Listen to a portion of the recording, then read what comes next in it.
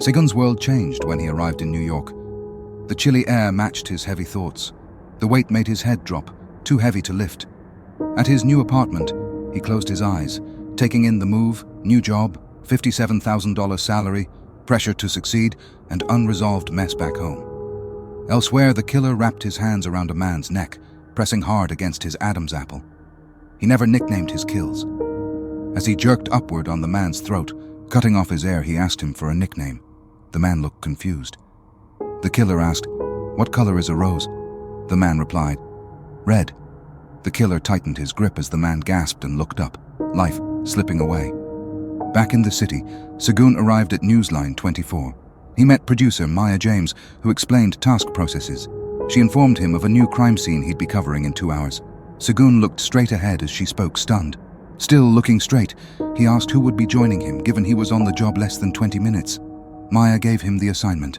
She warned him about Vincent Robin, a crime blogger obsessed with violent crimes and known for inserting himself at murder scenes. An hour later, Segun called a ride. Jahid, a Bangladeshi driver, picked him up.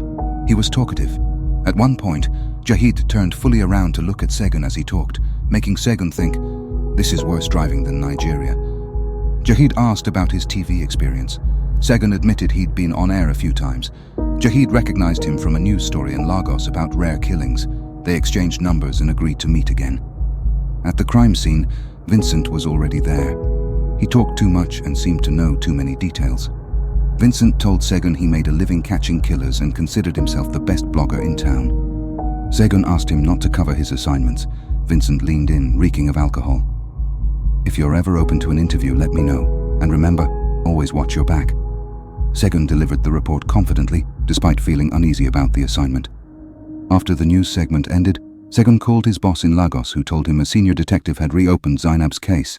His boss asked if he had informed the Americans about his news station. Segun lied and said yes. After the call, Segun was lost in thought. He told himself he'd work a few paychecks, then head back to Nigeria. A few minutes later, Maya called. She watched his broadcast, praised him, and suggested meeting for coffee. Segun thought maybe America wasn't so bad after all. Meanwhile, restless, the killer decided to continue his momentum after his last successful kill. A woman jogging through the park at 2 a.m.